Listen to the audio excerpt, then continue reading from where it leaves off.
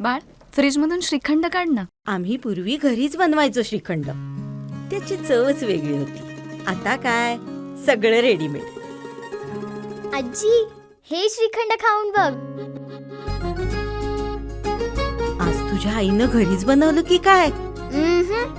हे आहे गोकुळचं श्रीखंड. अगदी जिभेवर रेंगाळणार. जिभेवरच नाही तर मनावरही रेंगाळणार. गोकुळ श्रीखंड, मनावर रेंगाळणार. कुडाळमधील धुरीटेम नगर इथं नूतन श्री बाणेश्वर पेट्रोलियम या भारत पेट्रोलियमच्या पंपाचा उद्घाटन सोहळा मोठ्या उत्साहात पार पडला. सिंधुदुर्ग जिल्ह्याचे पालकमंत्री नितेश राणे, आमदार निलेश राणे यांनी यावेळी उपस्थित राहून फीत कापून पंपाचं अधिकृत उद्घाटन केलं.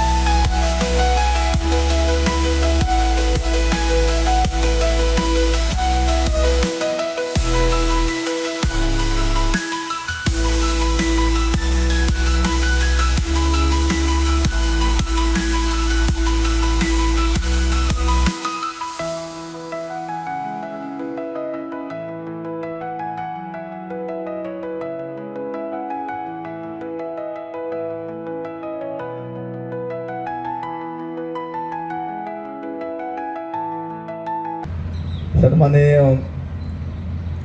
आमचे बापू यांनी हा संकल्प केला होता, परंतु डॉक्टर बानवलेकर यांनी अक्षयसाठी एक उद्योगिक क्षेत्रात उतरण्यासाठी त्यांना मार्गदर्शन केलं आणि मुंबई पुण्यामध्ये नोकरीसाठी जाण्यापेक्षाही तो इंजिनियर झालेला आहे मुलगा, याच जिल्ह्यामध्ये उद्योग करावा आणि यासाठी त्यांना प्रेरणा दिली आणि या ठिकाणी जमीन उपलब्ध करून देऊन या क्षेत्रामध्ये पदार्पण करण्यासाठी मूर्त केला आणि तो आज प्रत्यक्षात या ठिकाणी मूर्त पूर्णत्वात आलेला आहे.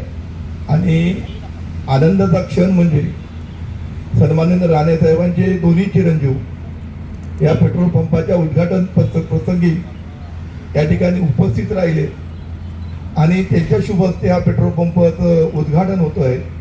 हा पेट्रोल पंप नक्कीच भरभराटीसाठी आल्याशिवाय राहणार नाही अशी माझी स्वतःची धारणा आहे. आणि आपण सर्वच मान्यवर जे एवढ्या मोठ्या संख्येने या ठिकाणी उपस्थित राहिला, मला वाटलं ती सभा आहे, परंतु आपण या ठिकाणी उपस्थित राहिला सर्वच मान्यवर आहे, नावं घेत नाही तर मी आमच्या सर्वच महायुतीच्या वतीने मी सन्माननीय अक्षय दळे यांना शुभेच्छा देतो. आज आमच्या अक्षय दळेंच्या माध्यमातून जो पेट्रोल पंप त्याचा उद्योगाची सुरुवात आज ते बापूंच्या आशीर्वादाने आज इथे सुरू करतायत.